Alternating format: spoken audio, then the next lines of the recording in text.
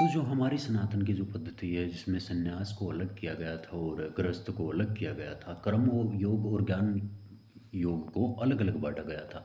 ज्ञान योग पूरा शैविज्म पर आधारित कर दिया गया था, जबकि गृहस्थी और हमारा जो कर्म योग है वो पूरा वैष्णव पर आधारित था। और वैष्णव वालों ने विष्णु में देखा तो कर्म योग ही देखा है, और जिसने शंकर में देखा तो उसने ज्ञान योग ही देखा। अपोजिट दोनों में है, थोड़ा थोड़ा गृहस्थी उसमें दिख जाती है, थोड़ा थोड़ा ध्यान उसमें भी दिख जाता है। पर एक चीज़ मैं आपको क्लियर कर देता हूँ कि अगर आपने शिव को चुना तो सीधा बात है कि आपने ज्ञान मार्ग को चुना है, और फिर एक बेहोशी की हालत में अगर आपका विवाह हो गया तो आप खतरे में हैं।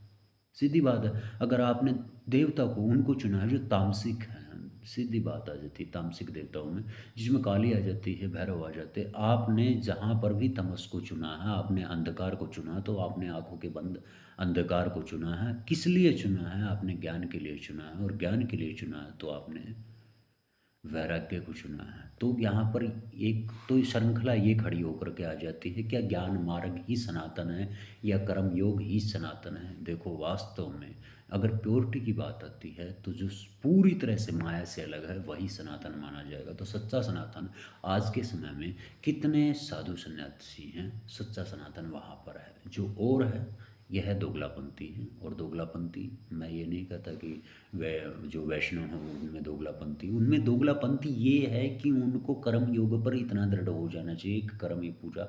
अगर कर्म ही पूजा तो मेरे हिसाब से उनको बाकी चीज़ों से हट जाना चाहिए। देखो, सीधी बात है। अगर वो थोड़ा बहुत कर रहे हैं, थोड़ा बहुत कर रहे हैं कि इससे हम गति प्राप्त करेंगे, तो आपको एक एक भ्रम में डाल दिया गया है। आपके लिए आपका कर्म पार उतार देगा, सीधा पार उतार देगा। पर क्यों आपको इसलिए ज़रूरी हो जाता है? ये तो थोड़ी बहुत पूजा पाठ दी गई है, या आपकी दिनचर्या को बनाने के लिए है। इसमें ये बिल्कुल न जाने और ये बिल्कुल न माने कि हमारी इससे कोई गति होगी या हमें कोई दैवीय कृपा प्राप्त होगी। देखो, एक अहम ना उत्पन्न होकर के कई बार हमें कुछ ऐसे कार्य करने पड़ते हैं जो हमारा ही स्वभाव में, हमारा ही सबकॉन्शियस माइंड हमको आदेश देता है कि यह कर दो।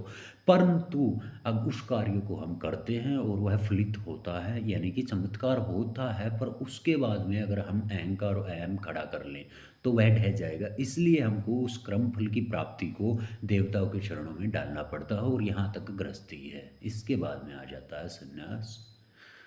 और गृहस्थी में आपको यही है कि आपको देखना पड़ेगा फिर अपनी लिमिट में कि आपको किन में परमात्मा देखना है, किन में आपको राक्षस देखना है। आप तराजू ले खड़े हुए हो, और जहाँ तराजू टूट जाती है वहाँ एक पल में परमात्मा प्राप्ति है। और जो एक पल में परमात्मा प्राप्ति कर ले वो सच्चा सनातन, वो आपसे आपके सामने भीख मांगता है और आप उसको भीख नहीं डालते।